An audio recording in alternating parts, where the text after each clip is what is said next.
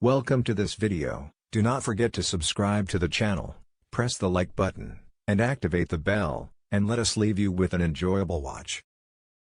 What is the fate of ancient banknotes that are no longer valid for trading? The banknotes carried by people in their government today are only a variety of futures. We can buy these papers and entertainment and use it in payment to meet the services we get, but in the end we'll face inevitable future. They will be shed and destroyed through or converted to fertilizer. What is the fate of banknotes and old currencies?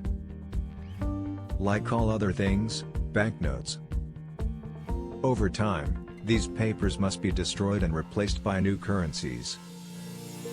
Lisa Berlini, head of the Federal Reserve Department in Boston, said that worn money could affect trade if they were so feasible that could not be exchanged.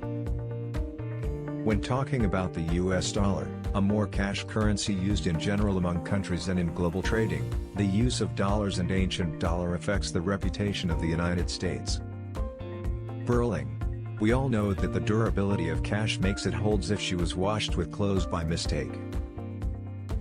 The reason for it is made 75% cotton and 25% of linen, so lasting for a long time. The higher the value of the monetary sheet, its due process has increased in endurance. Where repeated use of CM of $1, $5 and $10 makes them more likely to be eroded. The category of $10 has a shorter appreciation for appreciation, 4.5 years, less than a third of the average of the $100, which lived for about 15 years. The shadow of paper currency as well, and its trading can continue for many years. But if the banknotes are subjected to a large erosion, they have been disposed of to replace and lapse them out of the system. Basically, the Federal Reserve gets on paper currencies when the bank has more funds than needs. Although the Fed's cash handling service is free, banks still have to pay funds. Sometimes to provide transport fees, banks may maintain more money more affordable than you need. If the monetary paper is inappropriate, it is immediately sorted. Each sheet is sorted on and analyzed and assembled through a 28-site cache. The machines are looking to verify that the cash up to the Fed, for example, a $20 paper is actually $20. After that, the invoice is verified. If the money sensors are determined they are fake, they will be rejected and examined again by well-trained coaches who are determined whether they are original or must be sent to the Secret Service of the United States for further examination. If the cash paper is legitimate, the machine sensors measure whether they are suitable for trade by evaluating variables, including their color, solid and reading, or whether they are torches, holes or writing.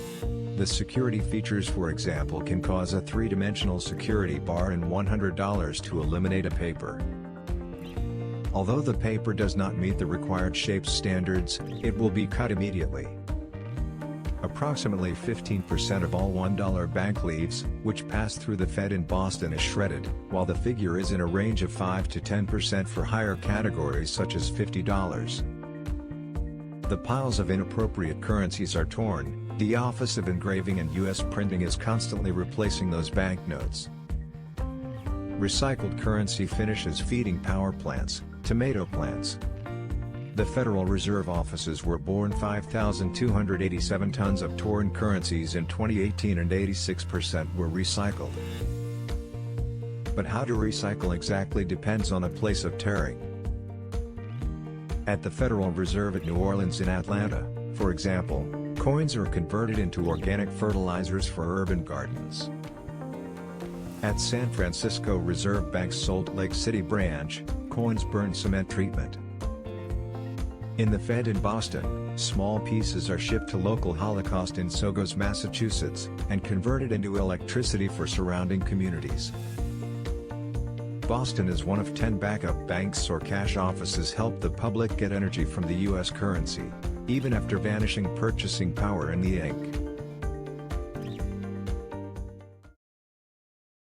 And thanks for watching the video. Goodbye.